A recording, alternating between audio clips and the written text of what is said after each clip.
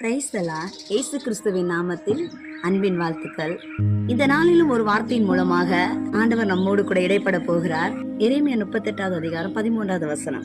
அப்பொழுது எரேமியாவை கயிறுகளால் தூக்கி அவனை துருவிலிருந்து எடுத்து விட்டார்கள்.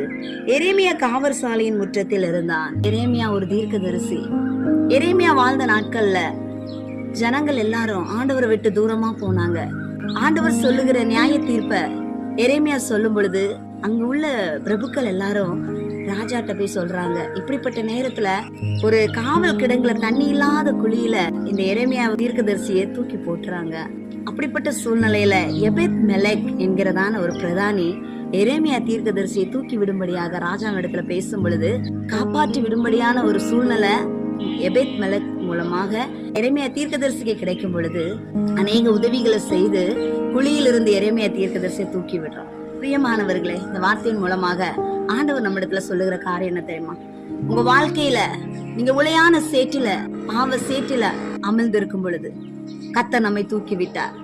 நெருக்கமான காலங்களில நீங்க கஷ்டப்பட்டு இருக்கும் போது, நீங்க ஒரு இருள்ல இருக்கும் பொழுது ஆண்டவர் ஒரு சில ஊழியர்களை, ஒரு சில விசுவாச பிள்ளைகளை, தெய்வ அபிஷேகம் பெற்றவர்கள் இருக்கிற இடத்துல அனுப்பி உங்களுக்கு சத்தியத்தை சொல்லி அவர்கள் உங்களை பல விதங்கள்ல அந்த இருள்ல இருந்து உங்களை தூக்கி விட்டுருப்பாங்க. ஒரு நாள் அதை மறந்து விடாதீர்கள்.